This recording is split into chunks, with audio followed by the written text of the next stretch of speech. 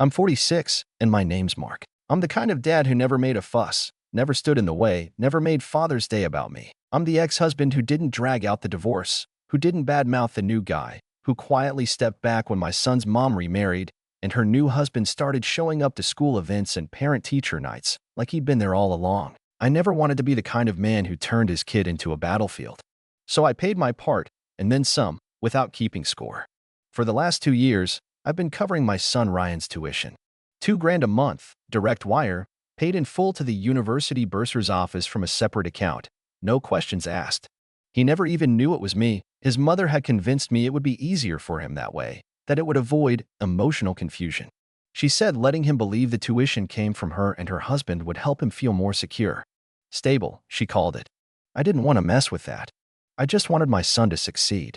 So I said yes, like I always do. Ryan just finished his sophomore year. He's 19 now. Bright kid, sharp, good with numbers, better with people. He wants to go into finance, or at least he used to. We don't talk as much as we used to. Our conversations have become more polite, brief, measured. Like he's not sure how to act around me anymore. Like he's afraid he might be betraying someone else by being too warm with me. I chalked it up to adolescence and time apart. I figured he'd come around.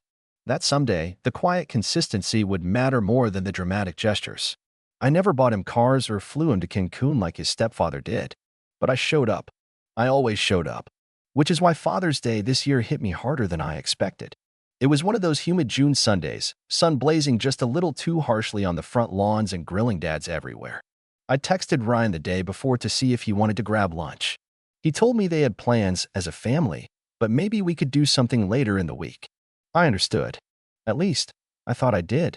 That's what I told myself when I took the afternoon to clean the garage and listen to an old Cubs game on the radio just to keep the silence from feeling too loud. Around 4 p.m., I got a message from an old neighbor, Mrs. Cole, sweet lady, lives 3 houses down from my ex-wife and her husband. She sent me a video. Thought you might want to see this, she wrote, with one of those awkward smiley emojis older folks use when they're not sure if it softens the blow. It was a clip from their backyard. A Father's Day barbecue. Everyone looked happy. There was my ex laughing over a pitcher of sangria. Her husband, Tim, loud, tan, and always wearing those fitted polos, stood at the center of attention, flipping burgers like some suburban king. Ryan stepped forward, holding a small box. I turned up the volume. My hands were already shaking. Here, he said, I got you this. Tim opened it. A Rolex. Real or fake? I couldn't tell. Didn't matter. The crowd gasped. Ryan grinned and said, You've always been more of a dad than he ever was. And then everyone laughed. They laughed. I don't remember watching the rest of the clip. I don't even remember putting down my phone. I just sat there for a while, feeling like my chest had been hollowed out. I thought about the calls I'd made to financial aid officers, the bills I'd silently paid, the groceries I used to drop off when his mom said money was tight. I thought about the homemade cards from when he was little, the bedtime stories, the late-night drives to pick him up from school when he forgot his backpack or missed the bus. And somehow, all of that felt like it had evaporated in the space of one sentence. One sentence and a watch. I didn't cry. Not yet. I don't know if it was rage or heartbreak, but something snapped. I opened my laptop and pulled up the tuition account. 2 clicks. Cancel automatic payments. 1 more click. Notify university of sponsor withdrawal. I didn't even leave a note.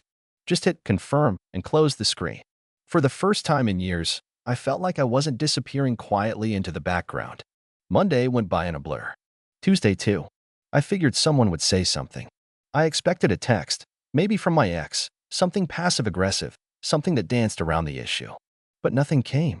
Not until this morning. My phone started buzzing at 7:43 a.m., waking me up before my alarm. Ryan. I ignored the first call. Then came the second. And the third. By the fourth, I picked up, heart pounding in a way I hadn't felt in years. His voice was shaky. Dad, what did you do? I blinked, still groggy. What do you mean? The university said my tuition payment stopped. They said the sponsor canceled. I'm not enrolled for next semester. They said I'd have to reapply for aid or pay out of pocket before Friday, or I'm dropped from all my courses. Did you? Did you cancel it? Why would you do that? I didn't answer right away. I wanted to scream, but my voice came out calm. Too calm. I saw the video, Ryan. Silence. Then a soft, hesitant, What video? The one where you gave Tim a watch and told him he's more of a dad than I ever was. He didn't speak. I could hear him breathing on the other end. Panicked. Processing. I never wanted recognition, I said. I just wanted you to succeed. But maybe it's time the man who raised you so well picked up the tab, too. Dad, please, he said, his voice cracking. I didn't mean it like that. It was a joke. Everyone was laughing. I didn't think. No, I cut in. You didn't. And then I hung up. That was an hour ago. Now I'm sitting here, coffee going cold in my hands, watching my phone buzz every few minutes with new messages. Some from Ryan. Some from his mother. One from Tim, of all people, asking if I could act like an adult and not take things out on my son. That one almost made me laugh. Almost. I haven't responded yet, but I will.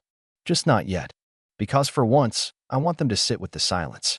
To feel what I've felt. Every birthday missed. Every memory rewritten. Every thank you swallowed. I want them to realize that not all wounds leave scars on the outside. And not all fathers wear watches. And that's when the doorbell rings. I check the camera. It's Ryan, standing on my porch. Face pale. Eyes wide. Hands shaking. But I don't move. Not yet. He stood there for a while, glancing down at his phone, then up at the doorbell camera, then back at his phone like he wasn't sure what he was supposed to say, or maybe like he was rehearsing it all in his head. I could tell he wanted to knock, but didn't. Just stood there, fidgeting with the sleeves of his hoodie. That same gray one he wore all the time in high school. I hadn't seen it in years. He looked smaller in it now, like the weight of everything was finally starting to settle. I let him wait. Not out of spite, at least, not entirely. But because I needed the moment. I needed him to need it. For once, I wasn't going to chase him down or make it easier. Let him stand in the silence. Let him earn his way in. After 7 minutes, yes, I watched the clock. I opened the door. Hey, he said softly. I didn't respond. Just leaned against the frame, arms crossed. He cleared his throat. Can I come in? I stepped aside. He walked in slowly, like the living room was unfamiliar territory. Like he didn't know where to sit anymore. He hovered near the couch but didn't sit. Just stood with his hands deep in his hoodie pockets and his eyes fixed on the floor. I messed up, he said. I know that. I stayed quiet. Let him keep going. I didn't mean what I said at the party. Not really. It was loud, and people were watching, and I thought it would make Tim feel good. And everyone laughed, so I thought. I don't know. I wasn't thinking about you. I looked at him, searching his face for sincerity. Not guilt. Not panic. Truth. You didn't think about me, I repeated. He looked up. No. And that's the worst part. You've done everything for me. You were there when Mom wasn't. When Tim wasn't. When no one was. But you didn't say that, I said, keeping my tone flat. You said he was more of a dad than I ever was. He winced. I know. There was a long pause. He sat down on the edge of the couch, like he didn't feel he had permission to sink in. And maybe he didn't. Not yet. They told me the university's going to cancel everything. My schedule, my housing, my scholarship interviews. I can't get new aid in time, and Mom said they can't afford the payments right now. Tim said maybe I should take a semester off. But that means I lose my spot. I raised my eyebrows. And he blinked. And I'm scared. I worked hard for this. I've done everything I was supposed to. I tilted my head slightly. Except remember who helped you get there. He swallowed hard. I didn't forget. I guess I took it for granted. That word, granted. Like all those nights I stayed up late going over loan paperwork, or those early mornings taking freelance projects just to keep that tuition fund full, were some inevitable given. Like fathers are supposed to be invisible benefactors. Quiet hands that sign checks but never need to be seen. I let the silence stretch.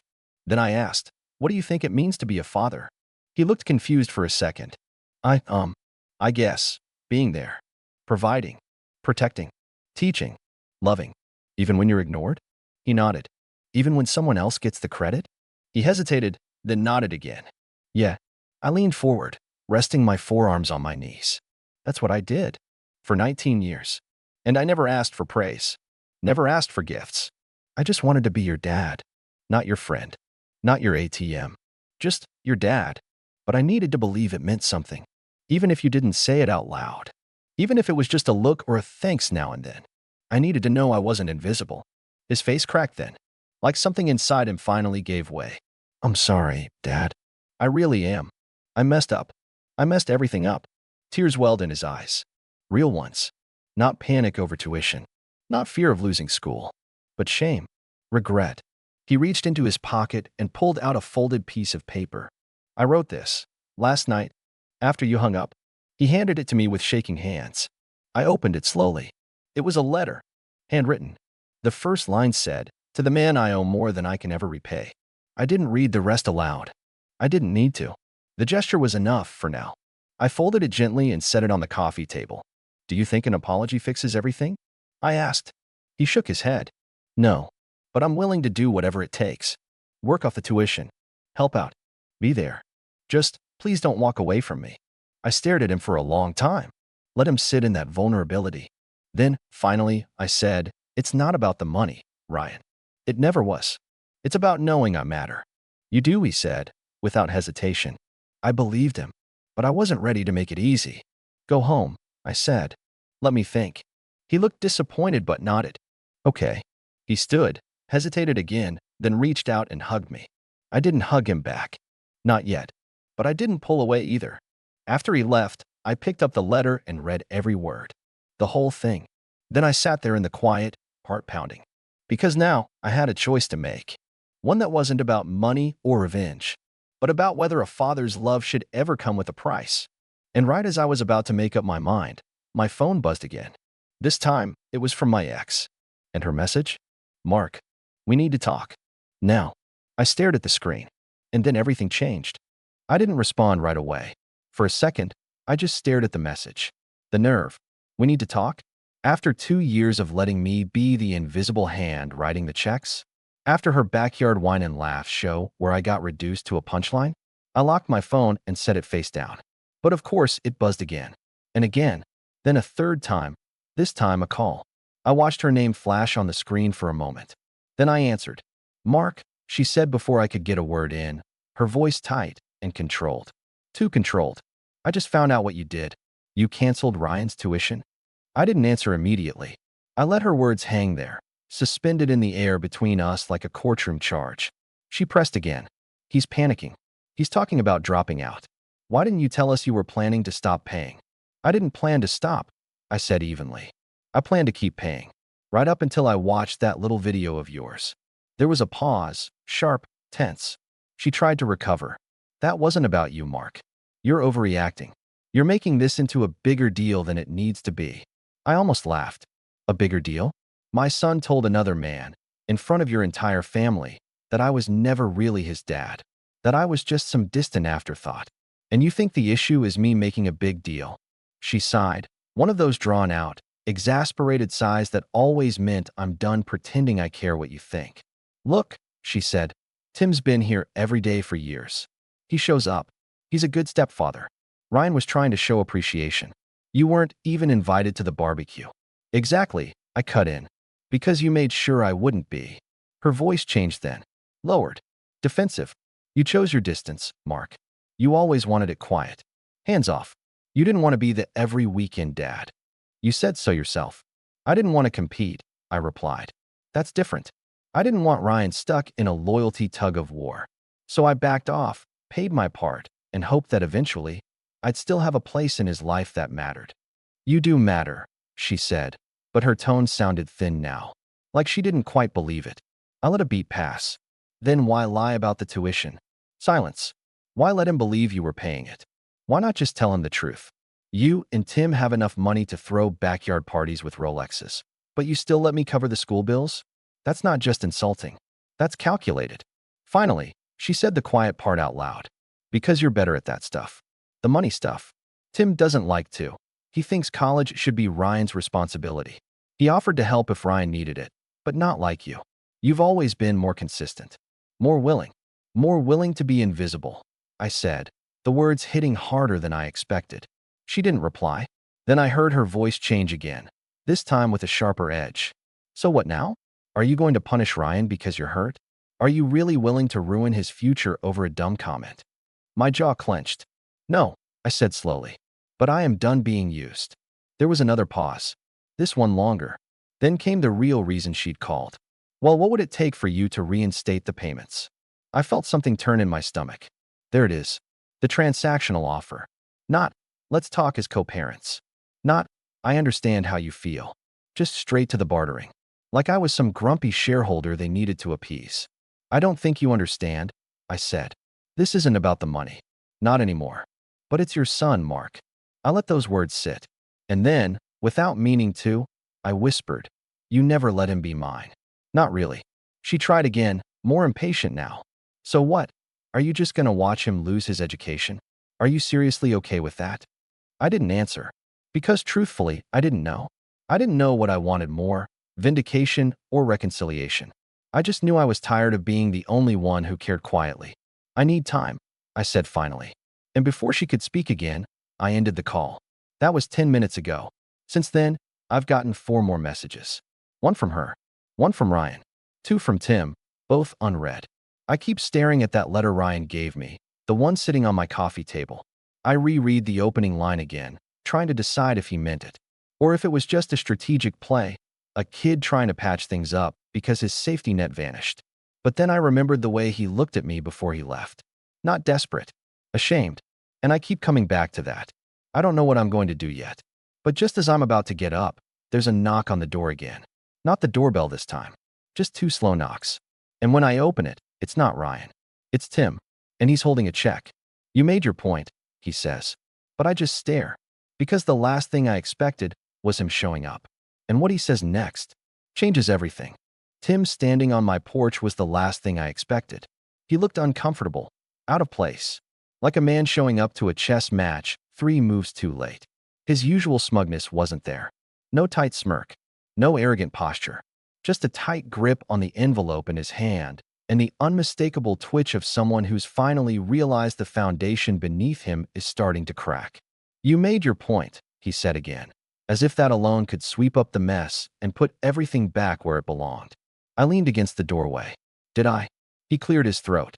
Look, I know we haven't exactly seen eye to eye, but this thing with Ryan, it's getting out of hand. I raised my eyebrow. Did it get out of hand before or after you let him stand in your yard and say I was never his father? He hesitated. It was just a joke. I shook my head slowly. No, it was the truth dressed up as a punchline. And everyone laughed because that truth made you feel like a bigger man. Tim shifted his weight from one foot to the other. I didn't ask him to say it. I didn't know he would. But you didn't stop him either, I said. You stood there and smiled like a man accepting an award you didn't earn. He went quiet. The tension hung between us like thick humidity. Finally, he held out the envelope. It's a check. 5 grand. I know it doesn't cover everything, but it's something toward the tuition. I figured maybe it'd help. I didn't take it. Is that what this is? You're trying to buy my silence now. No, he said quickly. I'm trying to fix things. I didn't come here to fight. I came here because Ryan's falling apart. He's not sleeping. He's barely talking. He thinks you hate him. I crossed my arms. I don't hate him. I'm disappointed. There's a difference. He knows that now, Tim said. He knows he messed up. But he's still a kid, Mark. You and I both know what 19-year-old boys are like. Cocky, stupid, and half aware of how much they actually don't know. That made me pause. Because deep down, I knew he wasn't wrong. Tim looked me in the eye. You've been a better father to him than I ever could be. I may have played the part, but you were the one keeping everything afloat behind the curtain. I see that now. Ryan sees it too. I finally took the envelope, but I didn't open it. You really believe that? I asked. He nodded. I do. I stepped aside and let him in. Not because I forgave him, but because sometimes the bigger move is letting the other side squirm a little in your own house. Tim sat awkwardly on the far edge of the couch, the same spot Ryan had sat in hours before. I took my time making coffee, poured him a mug, slid it across the table. It sat untouched. I never wanted to take your place, he said. I just filled a gap when I thought it needed to be filled. But I didn't realize how much damage that did. You didn't just fill a gap, I said. You helped create it. He winced. Fair. I looked down at the check, opened the envelope. $5,000, signed. Real money, not a symbolic gesture. Still, I folded it back up. Keep it. He blinked. What? You're not paying your way out of this, I said. If Ryan wants to make this right, it has to come from him, not you. Tim nodded slowly. All right. I walked him to the door, and as he stepped outside, he paused. For what it's worth, he said, I always admired how you handled things. You could have made this whole situation a mess years ago, but you didn't. I didn't reply. He left. And for the first time in years, I felt like I wasn't being erased anymore. The next morning, I got a text from Ryan. It was just one sentence. Can I come over after class? I want to talk. No excuses. Just the truth. I replied, doors open. He showed up around 5. No hoodie this time. Just jeans and a plain shirt, backpack slung over his shoulder, and a serious look in his eyes. We sat across from each other again, this time with less silence. I'm not here to ask you to pay again, he said immediately. I'm here because I need to make things right. Go on, I said. I went to the financial aid office today, he continued. They gave me forms to reapply.